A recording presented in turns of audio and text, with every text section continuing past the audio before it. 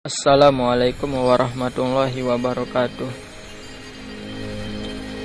Assalatu wassalamu ala asrafil anbiya'i wal mursalin wa ala alihi wa sahbihi ajma'in. Pertama, perkenalkan, nama saya Muhammad Hafizuddin yang berkuliah di Universitas Malikus Saleh dalam rangka Maulid Nabi Muhammad atau kelahiran Nabi Muhammad Sallallahu Alaihi Wasallam. Di sini saya akan mengungkapkan sedikit kisah Nabi Muhammad Sallallahu Alaihi Wasallam.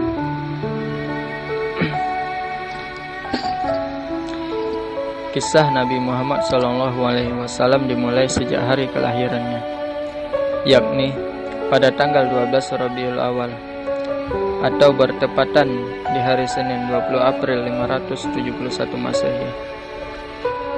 Momen ini terjadi bersamaan dengan peristiwa tegang di mana terdapat pasukan gajah yang hendak merobohkan Ka'bah, tempat suci nan bersejarah bagi kaum muslimin.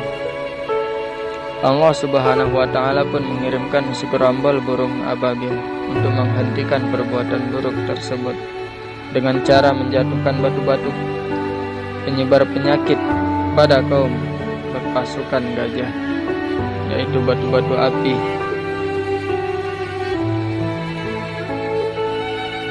Di tahun yang dikenal dengan tahun gajah inilah Nabi Muhammad dilahirkan di Makkah. Sayangnya beliau terlahir sebagai anak yatim sebab ayahnya Abdullah bin Abdul Muthalib telah wafat ketika Rasulullah SAW masih berada di dalam kandungan ibunya,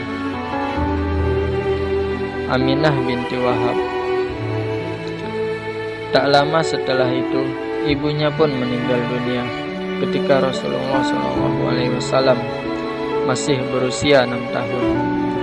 Sehingga Nabi Muhammad diasuh oleh kakeknya yang bernama Abdul Muthalib. Namun tak disangka kakeknya hanya bisa menemani Nabi selama 2 tahun sebelum akhirnya kembali ke rahmatullah. Akhirnya Muhammad SAW dibesarkan oleh pamannya, yakni Abu Thalib. Meskipun hidup dalam rangka serba kesulitan, mereka berdua adalah orang dermawan yang tetap menyisihkan kebahagiaan rezeki yang bersedekah. Kisah Nabi Muhammad SAW ketika mendapatkan wahyu dari Allah Subhanahu wa taala. Ketika telah dewasa, Nabi Muhammad membantu perekonomian pamannya dengan berdagang barang-barang yang diambil dari seorang janda kaya raya, yaitu Siti Khadijah binti Khuwailid. Rupanya sifat jujur atau siddiq dapat dipercaya. Nabi Muhammad dalam bekerja tidak hanya memberi pengaruh baik bagi perekonomiannya, namun juga membuat Siti Khadijah terpesona, dan akhirnya mereka pun mengingat hubungan pernikahan. Selang beberapa waktu, Nabi Muhammad mendapatkan mimpi tak terduga di mana ia dihampiri oleh malaikat Jibril. Rasulullah SAW tak bisa menghilangkan pikiran tersebut dari kepalanya, sehingga beliau memutuskan untuk merenung sejenak di Gua Hira. Pada saat itu, malaikat Jibril benar-benar datang menemui Nabi Muhammad untuk menurunkan wahyu dari Allah Subhanahu wa taala. Yang pertama berupa ayat Quran surah Al-Alaq 1-5, yang artinya, bacalah dengan menyebut nama Tuhanmu yang menciptakan. Dia telah menciptakan manusia dari segumpal darah. Bacalah, dan Tuhanmu lah yang maha mulia, yang mengajar manusia dengan tanah. Dia mengajar kepada manusia apa yang tidak diketahui. Quran surah Al-Alaq ayat 1-5. 1 dan 5. Sejak kejadian itu Sejak saat itu Nabi Muhammad mulai melakukan dakwah tersembunyi.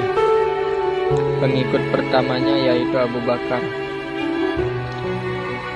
Al-Siddiq, Zaid bin Haritsah, Ali bin Abu, Ummu Aiman, dan tidak lain tidak bukan adalah istrinya Siti Khadijah. Sekian tahun berdakwah secara rahasia, Allah Subhanahu wa Ta'ala memerintahkan Rasulullah agar kegiatan dakwanya dilaksanakan terang-terangan.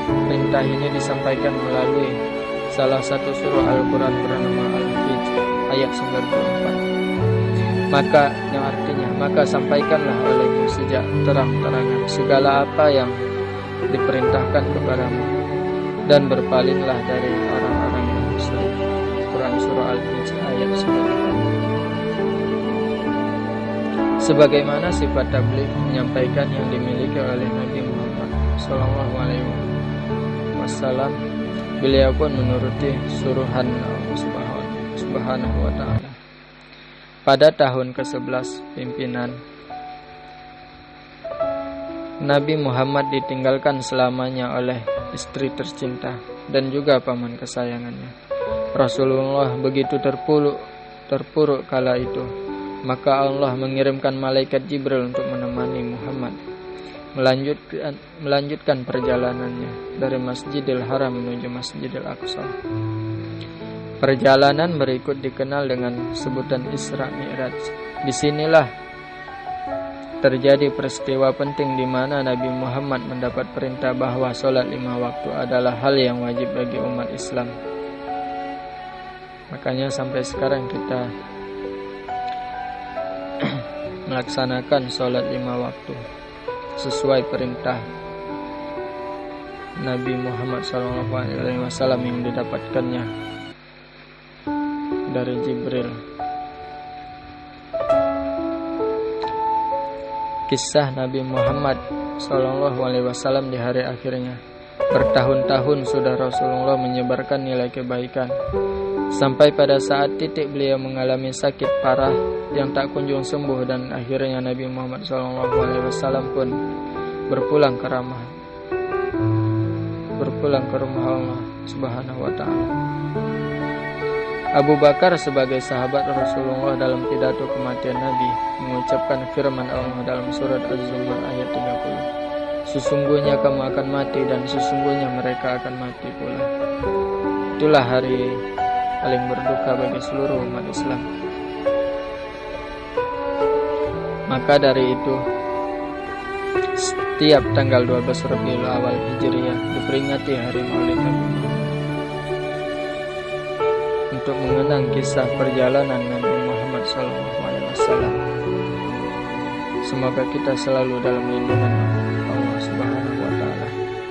Amin amin amin ya rabbal alamin. Wabillahi taufiq wal hidayah. Wassalamualaikum warahmatullahi wabarakatuh.